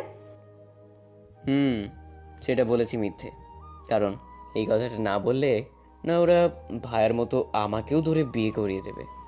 সত্যি বলতেছেন তো? হুম। কথাটা যেন মনে থাকে। আর বিকেলে কি ফ্রি আছেন? না, তবে সন্ধ্যায় ফ্রি আছি। ওকে, তাহলে আমি এক জায়গায় যাব আর আপনাকেও নিয়ে যাব। কোথায়? একজনের সাথে পরিচয় করিয়ে দিতে। ওকে, কিন্তু আমাকে 7:30টায় ছেড়ে দিতে হবে। কেন? একজনের সাথে ছোট্ট একটা মিটিং আছে তাই। ওকে। আমি আবার গান শুনে মন দিলাম। সারাদিন শেষ হয়ে গেল। সন্ধ্যায় রেডি হয়ে নিচে গিয়ে দেখি দাঁড়িয়ে আছে হালকা মেকআপে। মেয়েটাকে অনেক সুন্দর লাগছিল। আসেন। তারপর জান্নাতের বলা অনুযায়ী গাড়ি চালাতে লাগলাম। কোথায় যাচ্ছি? বললাম না, একজনের সাথে পরিচয় করিয়ে দেব। ওকে বলেই চুপচাপ করে গাড়ি চালাতে লাগলাম। অবশেষে জান্নাত একটা পুরনো বাড়ির পিছনে গাড়ি থামাতে বলল। আমি কিছু না বলে চুপচাপ গাড়ি থেকে নেমে দাঁড়িয়ে রইলাম। কিছুক্ষণ পর কয়েকটা ছেলে আসলো। জান্নাত ওদেরকে দেখে এগিয়ে গেল, তাই আমিও ওর পিছনে গেলাম। এই যে ও হলো নীল, আমার বেস্ট ফ্রেন্ড। আর নীল, ও হলো তোদের দুলাফাই। হাই ভাইয়া। হ্যালো। জান্নাতের কথা শুনে আমি আকাশ থেকে পড়লাম। কি বললো? আমার মাথাটা ঘুরতে লাগলো। নিজের কানকে বিশ্বাস করতে পারছি না, তাও নিজেকে সামনে নিলাম। আচ্ছা শোনো, ওর একটা হেল্প লাগবে, তাই তোমার সাথে দেখা করতে চেয়েছে। হ্যাঁ বলো ভাই, তোমার কি সমস্যা? আসলে ভাইয়া, আমি গ্রামের ছেলে, শহরে পড়তে এসেছি। আমার শহরে কোনো রিলেটিভ নেই, তাই থাকার জন্য ম্যাচটাই আছে। কিন্তু ম্যাচে নাকি জায়গা নেই। আমি আমার বন্ধুদের কাছ থেকে জানতে পেরেছি ম্যাচে জায়গা আছে, কিন্তু বড় ভাইয়া তা আটকে রেখেছে। ভাইয়া, আপনি যদি একটু ওনাদের বলে দিতেন তাহলে আমার থাকার জায়গাটা হয়ে যেত। আমি ওর কথা শুনে আমি জান্নাতের দিকে তাকালাম। জান্নাত ইশারায় অনুরোধ করলো, ওকে তুমি কালকে নাফিজের সাথে দেখা করো, তাহলেই হবে। থ্যাঙ্কস ভাইয়া। ওয়েলকাম। আর আমাকে এখন যেতে হবে, আমি আসি। ওকে ভাই, ভালো থাকবেন। বলেই জান্নাতকে নিয়ে সেখান থেকে চলে আসলাম। গাড়িতে এসে গাড়ি নিয়ে বাসার দিকে ছুটতে লাগলাম। একটা কথাও বললাম না। সরি, আসলে ওর সামনে আপনাকে আমার স্বামী বানানোর কারণে। বানানোর কারণটা কি? আসলে ও আমাকে পছন্দ করে, হয়তো ভালোবাসে, কিন্তু আমি ওকে ওই নজরে কখনো দেখিনি। তাই এই চান্সে সব সমস্যার সমাধান করে দিলাম। এখন থেকে আর আমাকে পছন্দ করবে না। আমিও সব ঝামেলা থেকে বেঁচে গেলাম। ও, একজনের কাছ থেকে বাঁচতে গিয়ে আর একজনকে স্বামী বানিয়ে ফেললেন। ভালো করেছি। এখন আমাকে বাসায় নামিয়ে দিয়ে আপনি কোথায় যাবেন সেখানে যান। ওকে বলে আপন মনে গাড়ি চালাতে লাগলাম। তারপর জান্নাতকে বাসায় নামিয়ে দিয়ে আমি আবার ছুটলাম সেই মুজিবনগর পার্কের কাছে। সেখানে পৌঁছে কিছুক্ষণ বসে থাকার পর হঠাৎ দেখলাম সাজ্জাদ আর নিলয় ভাই আসছে। তারপর তারা আমাকে নিয়ে একটা বাসার ভেতরে চলে গেল। হোসাইন, তোমার ব্যাপারে সব বলেছে সাজ্জাদ আমাকে। ভাই, আপনার শুধু আমাকে ইনফরমেশনগুলো দিবেন, আপনাদের টিমের বদনাম হতে দিব না, আমি ওয়াদা দিলাম। আর ওই মেয়েটাও জানবে না যে আমি ওর সব প্ল্যান জেনে গেছি। খেলাটা নিচে গিয়ে খেলবো। তুমি আমার ছোট ভাইয়ের মতো, তাই তোমাকে সব হেল্প করব আমরা। কিন্তু দেখো, এটা যেন কোনোভাবে লিক না হয়ে যায়। এটা আমার দায়িত্ব। আজ থেকে আপনি এটা নিয়ে চিন্তা করবেন না। আর আপনাদের কোনো হেল্প লাগলে বলবেন। আচ্ছা ঠিক আছে, তাহলে এখন উঠি, অনেক কাজ আছে। তারপর আমি বাসায় চলে আসলাম। এসে রুমে গিয়ে ফ্রেশ হয়ে নিলাম। তারপর খাওয়া দাওয়া করে দিলাম একটা ঘুম। এভাবে কেটে গেল কয়েকদিন। একদিন সকালে ঘুম ভেঙে গেল ফোনের চিল্লানিতে। তাকিয়ে দেখি সেই প্রাইভেট নাম্বার, মানে সাজ্জাতের কল। তাই তাড়াতাড়ি রিসিভ করলাম। বল কি হয়েছে? তোমাকে মেয়েটা সব ইনফরমেশন পাঠিয়েছি, চেক করে নাও। ল্যাপটপ নিয়ে চেক করে দেখলাম সব কিছু এসেছে। ওকে ওকে, আর দেখো এটা যেন ফাঁস না হয়। ওকে বলেই ফোনটা রেখে দিলাম। তারপর ঘুম থেকে উঠে নিচে গিয়ে নাস্তা করে আসলাম। রুমে এসে দেখি মোবাইলে অনেকগুলো কল এসে আছে। তাকিয়ে দেখি তৌফিকের কল, তাই তাড়াতাড়ি কল ব্যাক করলাম। রিং হতেই কল রিসিভ করলো। হুসাইন, ইমেল চেক কর। ওকে বলেই কলটা কেটে দিলাম। তারপর ইমেলগুলো দেখতে লাগলাম আর অবাক হয়ে গেলাম। প্রথমে দেখতে লাগলাম তৌফিকের ইমেইলগুলো। ছোট চাচার সব সম্পত্তি তার 2 মেয়ের নামে, আর ওদের কোম্পানির মালিক হলো জান্নাত সরকার। মোটামুটি ভালোই সম্পত্তি আছে ছোট চাচার, তবে সাথী থেকে জান্নাতের নামেই সম্পত্তি বেশি। সবগুলো কাগজ বের করে দেখার পর গেলাম সাজ্জাতের ইমেইলগুলোতে। প্রথমে নজর পড়ল ওর কল লিস্টে। তাকে দেখি ভাইয়ের নাম্বারে অনেকগুলো কল দেয়া। তারপরে নাম্বারটা চোখে পড়তেই চমকে গেলাম, কারণ সেই নাম্বারটা হলো আমাদের কোম্পানির ম্যানেজার। তারপর গেলাম সাথীর ইমেইল লিস্টে। গিয়ে আমি আরও চমকে যাই। তাদের কথাবার্তা দেখে আমি বুঝতে পারলাম ওরা দুজনে হয়তো ফ্রেন্ড, আর আমাদের কোম্পানির একটা বড় অ্যামাউন্ট লিখিয়ে নিবে। আরও নিচে যেতে দেখলাম আমাদের কোম্পানির পিছনে 20 একর জমি লিখিয়ে নেওয়ার প্ল্যান করছে, তাও খুব শীঘ্রই। আমি অবাক হয়ে যাই ওর মেসেজগুলো দেখে।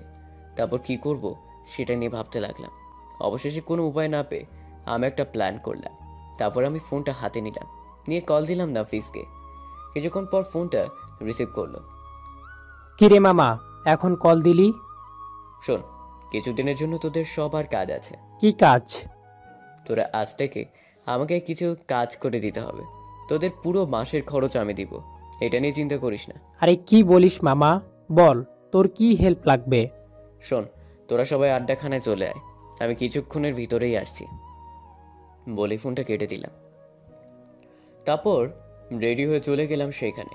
গিয়ে দেখি সবাই এসে গেছে। বল মামা, তোর কি হয়েছে? তোদের সবার কিছু হেল্প লাগবে আমার। কেন করাচ্ছি বা কী কারণ, এগুলো কেউ জানতে চাইবি না। ওকে, কিন্তু তোর যে একটা কিছু হয়েছে সেটা বুঝতে পারতেছি। তোর কি হেল্প লাগবে শুধু বলিস, তাহলেই হবে। ওকে, আর একটা কথা, এই কথা যেন কেউ না জানে, আর কাজটা একেবারে সিক্রেট। ওকে, তুই চিন্তা করিস না। তারপর ওখান থেকে চলে আসলাম বাসায়। দুপুরে খাওয়া দাওয়া করে ভাবলাম একটু ঘুমিয়ে নিই। খাওয়া দাওয়া করে দিলাম এক ঘুম। বিকালে উঠলাম একেবারে। তাকে দেখি জান্নাত দাঁড়িয়ে হাতে একটা বালিশ নিয়ে। কি হলো? হাতে বালিশ কেন? আপনাকে দিতে এসেছি।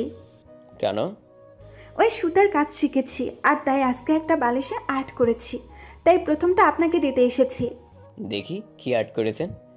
বালিশটা হাতে নিয়ে নিলাম। তাকে দেখি প্রথমে একটা লাভ আঁকা, তার ভেতরে আমার নামটা সুন্দর করে লেখা। ধন্যবাদ। ধন্যবাদ দিলে হবে না, এত কষ্ট করেছি তার জন্য ট্রিট লাগবে। ওকে, বলে কবে ট্রিট নেবেন? একটু পরে বাইরে যাব, আমি তখনই নেব। কিন্তু আমার তো কাজ আছে। আপনি না হয় যাওয়ার সময় টাকা নিয়ে যাবেন। কি? যান, লাগবে না আপনার ট্রিট। আচ্ছা দেখি যাওয়া যায় কিনা। দেখি না, উঠে গিয়ে ফ্রেশ হয়ে নিন, তারপর দুজনে একসাথে বের হব। ওকে, হালকা হাসি দিয়ে বললাম। তারপর উঠে চলে গেলাম ফ্রেশ হতে। ফ্রেশ হয়ে এসে রেডি হয়ে চলে গেলাম নিচে। জান্নাতকে নিয়ে চলে গেলাম একটা রেস্টুরেন্টে। তারপর খাওয়া দাওয়া করে বাসায় চলে আসলাম। রুমে এসে ফ্রেশ হয়ে ফোন দিলাম নাফিসকে। ফোনটা রিসিভ করলো। বল মামা। কাল সকালে একজনকে কিডন্যাপ করতে হবে। কাকে? আমাদের কোম্পানির ম্যানেজারকে। কেন? কালকেই না হয় জানতে পারবে সোনা। এখন শোন কি করতে হবে। কাল সকালে ব্যাস, তারপর ওকে নিয়ে গুদাম খানার পিছনে নিয়ে আটকে রাখবি। তারপর আমি বাকিটা বুঝাবো। তুই চিন্তা করিস না, আমি বাকিটা দেখতেছি। শোন, ও যেন কাউকে কল দিতে না পারে, আর কেউ যেন না দেখে কাজটা করার সময়। ওকে। কথা শেষ হতে না হতেই দেখি তৌফিক নক দিয়েছে। কিরে, কি খবর? ভালো। মামা, তোর তো আর একটা কাজ আছে। কি কাজ? ফোন দে বলছি। কিছুক্ষণ পর তৌফিক কল দিল। বল এবার কি কাজ? আচ্ছা, আমি যার ইনফরমেশন এনেছি তার সব সম্পত্তি আমার নামে লিখে আনতে চাই। তুই ওনার সব সম্পত্তির একটা উইল বানাতে পারবি?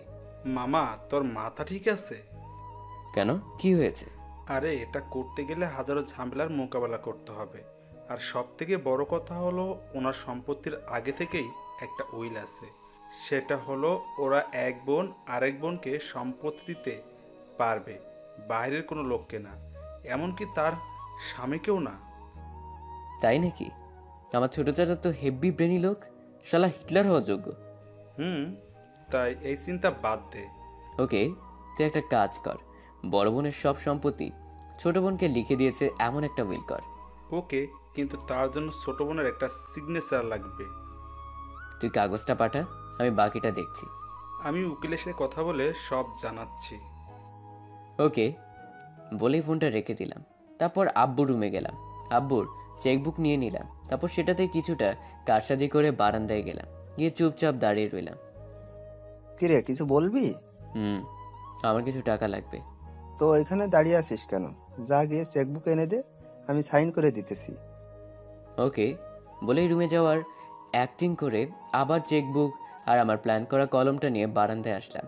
তারপর আব্বু টাকার অ্যামাউন্ট দেখে সাইন করে দিল। কিরে, মাত্র 40,000 টাকার জন্য আমার কাছে আসলি কেন? কাল বিকালে সবার পার্টি আছে, আর আমার ক্রেডিট কার্ডের টাকাও শেষ হয়ে এসেছে, আর এখনো স্যালারি পাইনি, তাই বেকারদের মতো তোমার কাছ থেকে টাকা নিতে হলো। ওকে। আমি চেকবুকটা থেকে 2টা চেক পেপার ছিঁড়ে আনলাম। তারপর চেকবুকটা আব্বুর রুমে রেখে আমার কলমটা আমার সাথে নিয়েই রুমে চলে আসলাম। আসলে চেকবুকটায় অনেক বড় খেল খেলে নিয়েছি।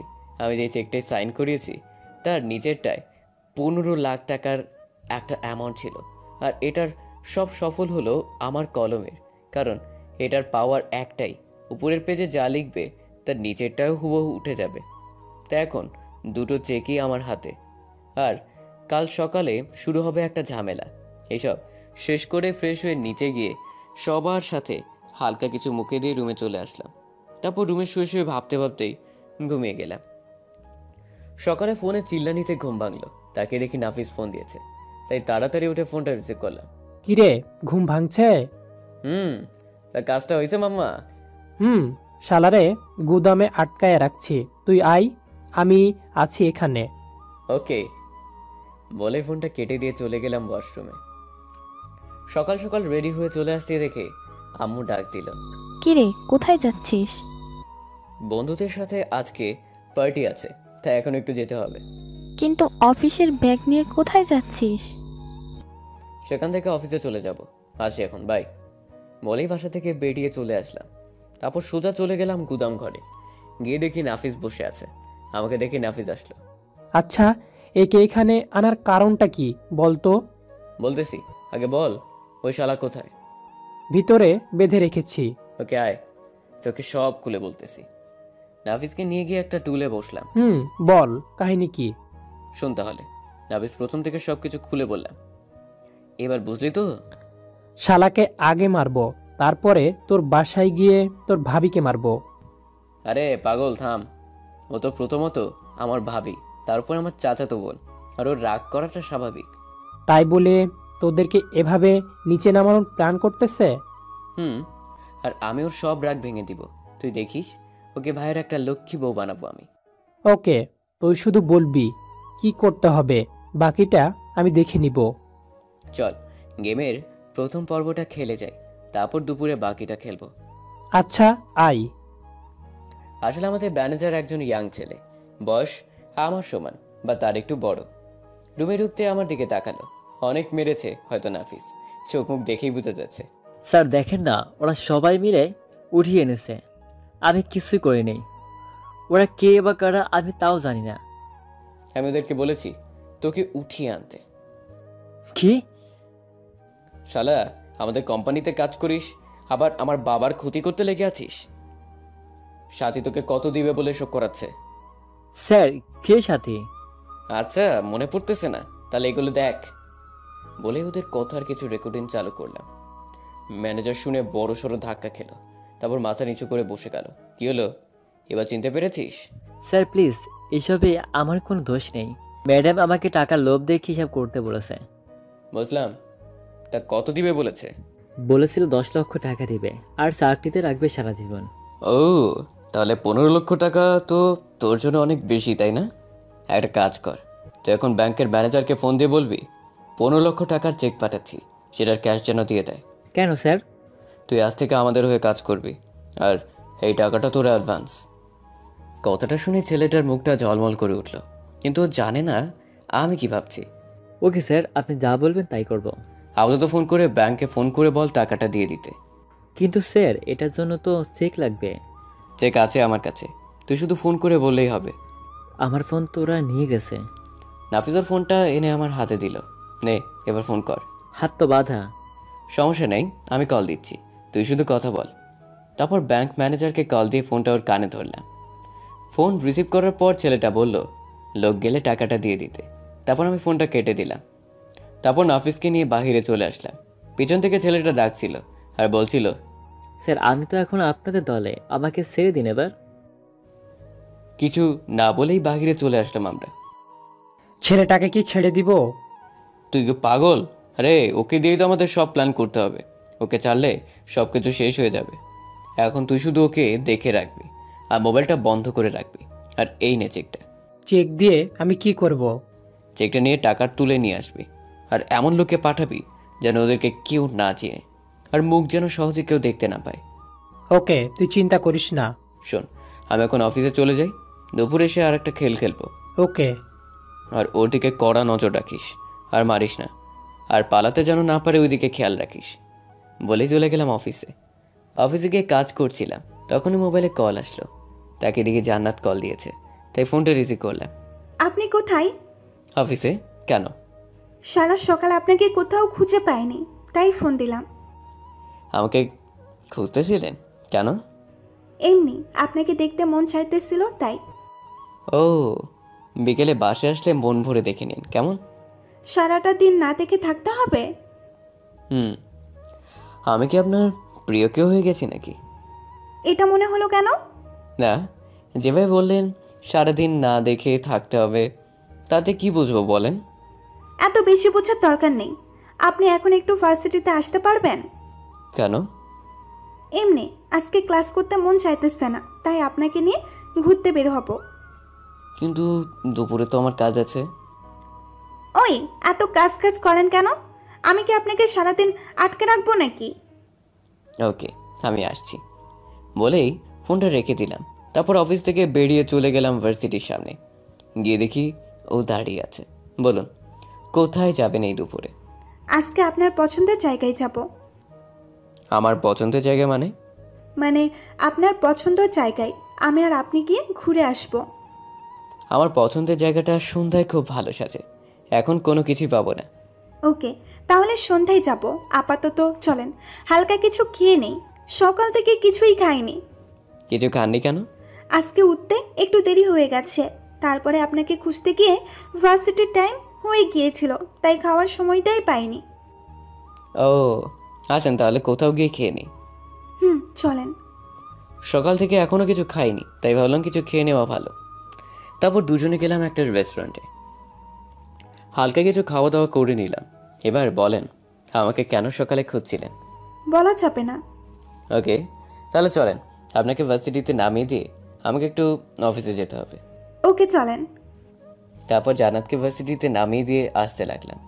তখনই ফোনটা বেজে উঠল। তাকে দেখি নাফিস ফোন দিয়েছে, তাই গাড়িটা সাইড করে ফোনটা রিসিভ করলাম। বল। মামা, টাকাটা তুলে আনছি। ওকে, তোর কাছে রাখ, আমি বিকেলে আসতেছি। ওকে। তারপর আবার গাড়ি চালাতে লাগলাম। তখনই জান্নাত বলে উঠল, কে ফোন দিয়েছিল? কলিগ। ও। তারপর সোজা জান্নাতকে নিয়ে ভার্সিটিতে নামিয়ে দিয়ে আমি চলে গেলাম অফিসে। হাতের সব কাজ শেষ করে বসকে সব বুঝিয়ে দিয়ে 2টার দিকে অফিস থেকে বেরিয়ে গেলাম। সোজা চলে গেলাম গোদামে। গিয়ে দেখি নাফিস বসে আছে।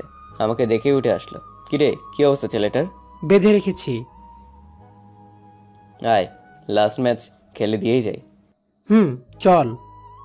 ভাই আপনি কি চাইতেছেন বুঝলাম না তো। তুই আর একটা কাজ করলেই তোকে ছেড়ে দিব। কি কাজ? তুই এখন সাথীকে ফোন দিয়ে বলবি যে তুই আর চাকরিটা করবি না। যদি বলে কেন, বলবি কারণটা সন্ধ্যায় জানতে পারবেন। এটা বলার পর তোকে 15 লাখ টাকা দিয়ে দিব। এই টাকা নিয়ে শহর থেকে অনেক দূরে চলে যাবি। ওকে। ওর মোবাইলটা আবার অন করলাম, তারপর সাথীকে কল দিলাম। কতক্ষণ পর সাথী ফোনটা ধরলো। কি খবর, আপনার ফোন বন্ধ কেন? ম্যাডাম, আমি আর আপনাদের চাকরি করব না। কেন? সন্ধ্যায় জানতে পারবেন।